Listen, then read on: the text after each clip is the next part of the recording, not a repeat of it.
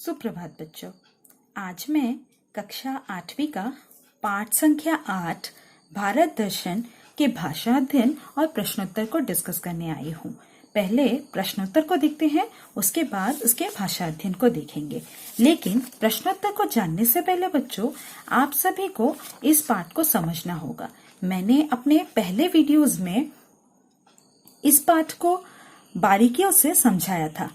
अगर आपने वो न देखा हो तो पहले आप वो देख लीजिएगा, वरना इसके प्रश्नोत्तर को समझने में थोड़ी सी दिक्कत आएगी। मैंने इस पाठ को 2 भागों में समझाया था। नीचे डिस्क्रिप्शन में आपको दोनों पाठ के लिंक मिल जाएंगे, आप वहीं से देख सकते हो। अब आइए देखते हैं क्या है प्रश्नोत्तर में। अभ्यासमाला पाठ से निम्नलिखित प्रश्नों के उत्तर दो। भारत दर्शन पाठ तुम्हें कैसा लगा? अपने विचार संक्षेप में लिखो। ये पाठ बहुत ही मजेदार था क्योंकि इसमें भारत के अलग अलग जगहों के बारे में बहुत अच्छे से बताया गया है और हमने रमेन के डायरी के द्वारा भारत के अलग अलग जगहों, अलग अलग राज्य, अलग अलग इमारत, इनके बारे में हमने जाना। तो इसका उत्तर आप ऐसे लिख सकते हो कि भारत दर्शन पाठ हमें बहुत अच्छा, हमें नहीं, आप, क्योंकि आपसे पूछा गया तुम्हें, तो आप इसमें लिख सकते हैं भारत दर्शन पाठ मुझे बहुत अच्छा लगा क्योंकि इस पाठ में भ्रमण के बारे में लिखा गया है और भ्रमण शिक्षा का एक अभिन्न अंग है क्योंकि भ्रमण से हमें जो अनुभव प्राप्त होता है उसका हमारे जीवन में बहुत महत्व है। जैसे आपने भी इस पाठ से बहुत सारे जगहों के बारे में जाना, हालांकि आप नहीं गए हो, लेकिन आपने इस पाठ के द्वारा बहुत कुछ उस जगह के बारे में, ऐतिहासिक बातों के बारे में जाना। तो इससे आपको एक आइडिया मिल जाता है। अगर आप नेक्स्ट उस जगह पर घूमने जाएंगे तो आपको और भी अच्छे से वो बात समझ में आएगी। तो यही था पहले प्रश्न का उत्तर, ऐसे लिख सकते हो। नेक्स्ट देखते हैं क्या है। रेलगाड़ी में फेरी वाले क्या क्या बोलते हैं? तो रेलगाड़ी में फेरी वाले ये सब बोलते हैं, चटपटे चने ले लो, चने खा लो, बादाम ले लो, बादाम, सस्ता मीठा फल ले लो आदि। ये गुवाहाटी, जब उन लोगों ने गुवाहाटी से यात्रा शुरू की थी तब गुवाहाटी ट्रेन में फेरी वालों का आना जाना शुरू हो गया था। इस जगह में आपको मिल जाएगा, देख लीजिएगा आप लोग। सरायघाट का पुल किस नदी पर बना है? सरायघाट का पुल ब्रह्मपुत्र नदी पर बना है। बच्चे कोलकाता में किस रेलवे स्टेशन पर उतरे? बच्चे कोलकाता में हावड़ा रेलवे स्टेशन पर उतरे। नेक्स्ट, दक्षिण भारत का सबसे बड़ा रेलवे जंक्शन कौन सा है? दक्षिण भारत का सबसे बड़ा रेलवे जंक्शन विजयवाड़ा है। मायानगरी के नाम से कौन सा शहर विख्यात है? मायानगरी के नाम से मुंबई शहर विख्यात है। मुंबई शहर को और भी नामों से जाना जाता है ना, बॉलीवुड का शहर, फिर और भी था, यहाँ पे आपको मिल जाएगा, इस जगह में आपको मिल जाएगा।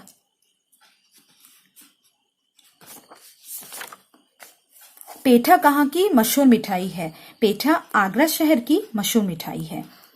बच्चों ने तैरते हुए डॉल्फिनों को कहाँ देखा? बच्चों ने तैरते हुए डॉल्फिनों को पुरी के चिल्का झील में देखा, जो कि उड़ीसा में स्थित है। तेलुगु किस राज्य की भाषा है? तेलुगु भारत के आंध्र प्रदेश और तेलंगाना राज्यों की भाषा है। अब संक्षेप में उत्तर दो। पुरी में सबसे आनंददायक क्या रहा? पुरी में सबसे आनंददायक समुद्री तट पर उफनती लहरें, चिल्का झील में नौकायन और स्वच्छंद रूप से तैरते हुए डॉल्फिनों को देखना। नेक्स्ट देखते हैं क्या है। किस कारण से मुंबई को बॉलीवुड के नाम से भी जाना जाता है? किस कारण से जाना जाता है? आपको थोड़ा याद है आप लोगों को? भारत का हिंदी चलचित्र और दूरदर्शन उद्योग मुंबई में होने के कारण से मुंबई को बॉलीवुड के नाम से भी जाना जाता है।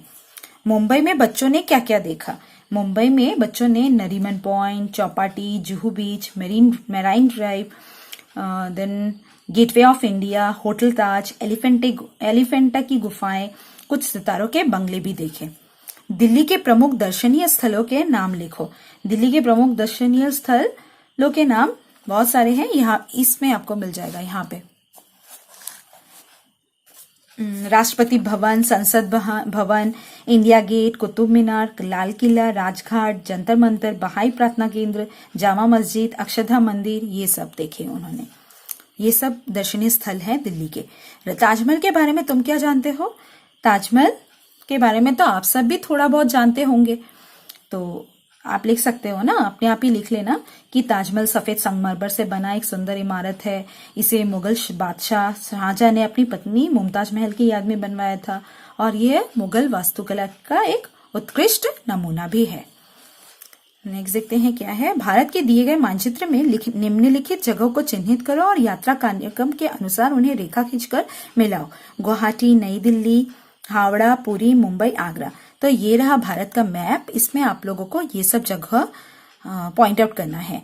तो गुवाहाटी जो कि असम में है, तो ये जो पिंक कलर, गुलाबी कलर का आपको दिख रहा है, यहाँ पे आप पॉइंट आउट कर सकते हैं, यहीं पे है गुवाहाटी।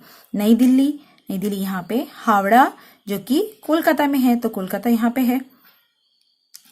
नेक्स्ट पुरी, कोलकाता के नीचे। मुंबई महाराष्ट्र में। आगरा यहाँ पे। तो ये थे प्रश्नोत्तर। यहाँ पे देखते हैं इस पे क्या है। नीचे दिए गए यात्रा कार्यक्रम को ध्यान से देखो और प्रश्नों के उत्तर दो। तो यहाँ पे यात्रा कार्यक्रम इस पार्ट में जो तारीख से उन्होंने अपनी यात्रा शुरू की थी और जहां पर उन्होंने खत्म किया था उसके बारे में दिया गया है कि उन्होंने कहाँ से ट्रेन पकड़ा, कहाँ पे जाकर उतरे, कहाँ कहाँ घूमे, ये सब दिया गया है और यहीं पे कुछ प्रश्न भी दिए गए हैं। तो उम्मीद है आप यहाँ से अपने आप ही ये सब लिख सकते हो, ये बताने की जरूरत नहीं है, इतना तो आप खुद ही कर सकते हो। निम्नलिखित प्रश्नों के 4 उत्तर दिए गए हैं, सही उत्तर का चयन करो। तो सबसे पहला है सिटी ऑफ जॉय के नाम से प्रसिद्ध है। तो Kolkata, Guwahati, Mumbai, Delhi. Kolkata city of Joy के नाम से प्रसिद्ध है। कोणार्क तो सूर्य मंदिर के लिए प्रसिद्ध है, तो सूर्य मंदिर में आप टिक कर सकते हैं। एशिया की सबसे बड़ी खारे पानी की झील है चिल्का झील। गेटवे ऑफ इंडिया कहाँ है? ये मुंबई में है, तो आप मुंबई टिक कर लीजिए। मुंबई किस राज्य में स्थित है? ये महाराष्ट्र में स्थित है, तो महाराष्ट्र टिक कर लीजिए। यहाँ पे भ्रमण शिक्षा का एक महत्वपूर्ण अंग है। संक्षेप में लिखो। इस विषय पर आपको अनुच्छेद लिखना है, तो छोटा सा पैराग्राफ आप खुद ही लिख सकते हो। ये सब आप खुद ही कर सकते हो। यहाँ पे भी कुछ टिप्पणियां दी गई हैं, तो ये आप खुद ब खुद कर लेना। अब आइए देखते हैं हम भाषा अध्ययन को। भाषा अध्ययन में देखते हैं क्या है भाषा अध्ययन। जो शब्द हर्ष, शोक, घृणा, आश्चर्य आदि तीव्र भावों को प्रकट करते हैं उन्हें विस्मयादि बोधक शब्द कहते हैं। जैसे वाह क्या छक्का मारा है। इस वाक्य में रेखांकित शब्द हर्ष सूचक विस्मयादि बोधक है। तो यहाँ पे विस्मयादि बोधक शब्द के बारे में दिया गया है। जिन वाक्यों में आश्चर्य, हर्ष, शोक, घृणा आदि के भाव व्यक्त हो उन्हें हम विस्मयादि बोधक शब्द वाक्य कहते हैं। और शब्द होते हैं जो शब्द हमें हर्ष, शोक, घृणा, आश्चर्य इन भावों को प्रकट करते हुए वाक्य में दिए जाते हैं, उन्हें हम विस्मयादि बोधक शब्द कहते हैं।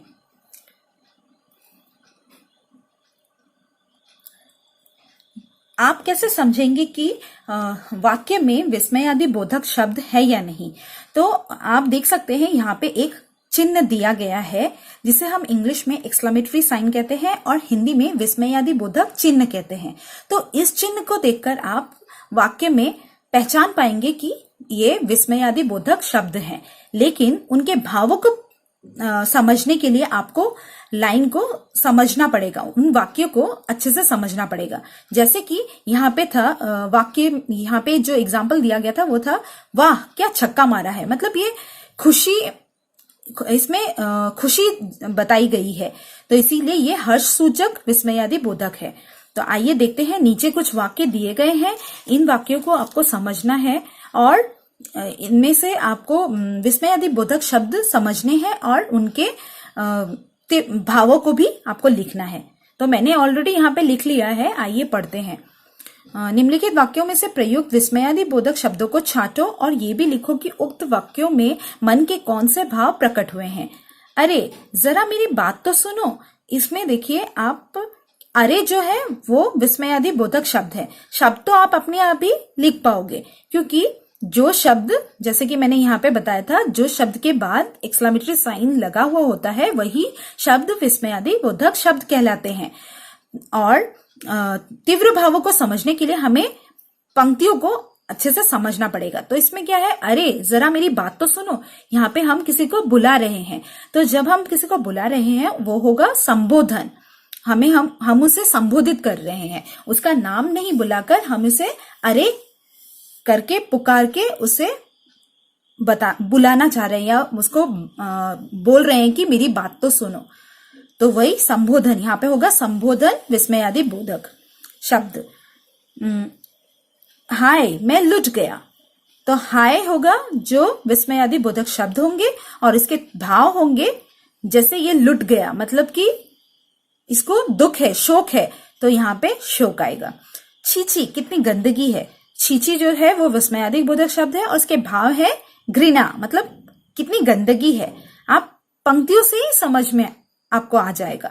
वाह क्या स्वाद है, वाह होगा विस्मयादि बोधक शब्द और हर्ष होगा इसके भाव। शाबाश तुमने कमाल कर दिया, तो यहाँ शाबाश होगा और यहाँ पे हर्ष होगा।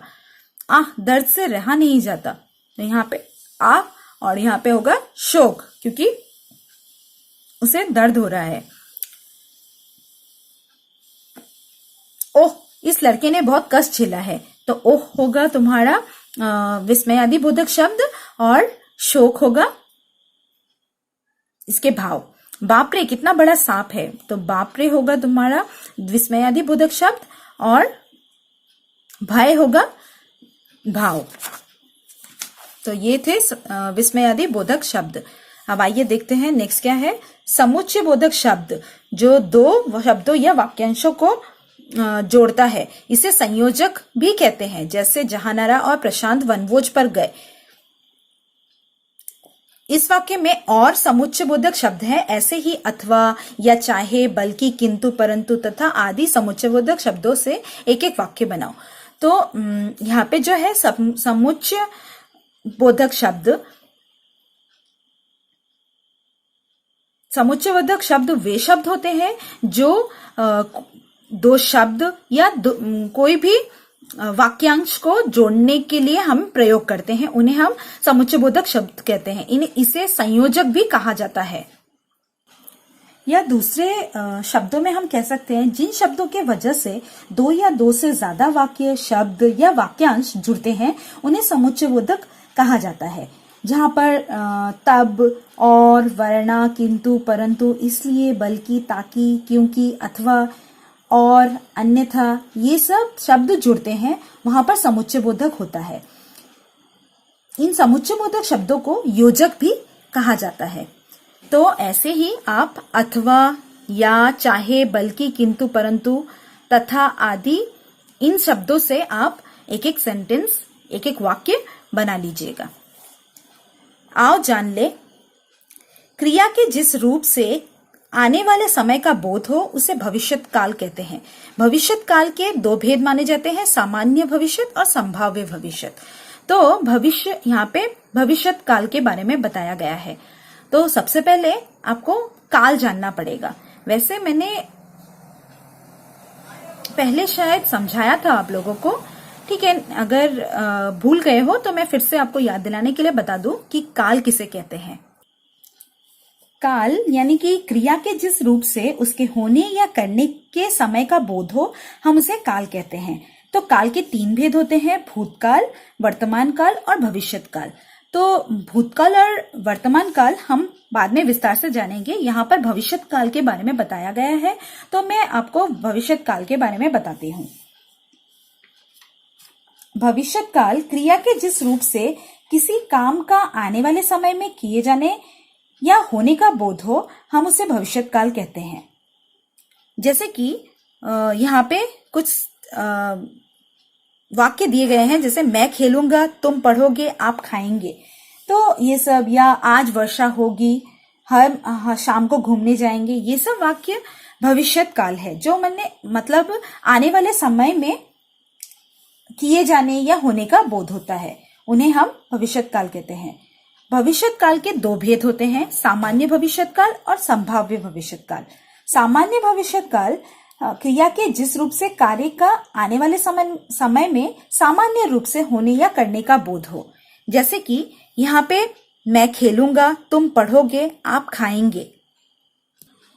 इन वाक्यों में आप देख सकते हैं शब्द के अंत में गा, गे और गे का प्रयोग हुआ है। तो इन वाक्यों को आप देखकर पता लगा सकते हैं कि ये सामान्य भविष्यत काल के वाक्य हैं।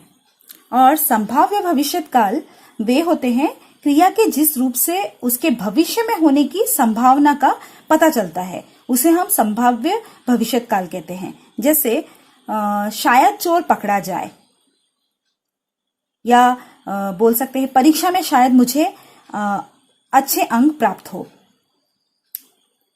इसकी हमें संभावना है, इन वाक्यों में होने की संभावना है। जैसे कि यहाँ पे भी कुछ वाक्य दिए गए हैं, उसके साथ मैं खेलूं, शायद वह चला जाए, संभवतः मैं नौकरी छोड़ दूं। तो इन वाक्य में कार्य के होने की संभावना का पता चल रहा है। तो ये वाक्य संभाव्य भविष्यत काल के हैं। अब तुम लोग भविष्यत काल के इन दोनों भेदों के 5-5 वाक्य कॉपी में लिखकर शिक्षक और शिक्षिका को दिखाओ। तो आप लोग भी सामान्य भविष्यत काल के कुछ वाक्य, 5-5 वाक्य और संभाव्य के 5 वाक्य लिखकर आप लोग लिख लेना। तो ये थे इस पाठ के भाषा अध्ययन और प्रश्नोत्तर।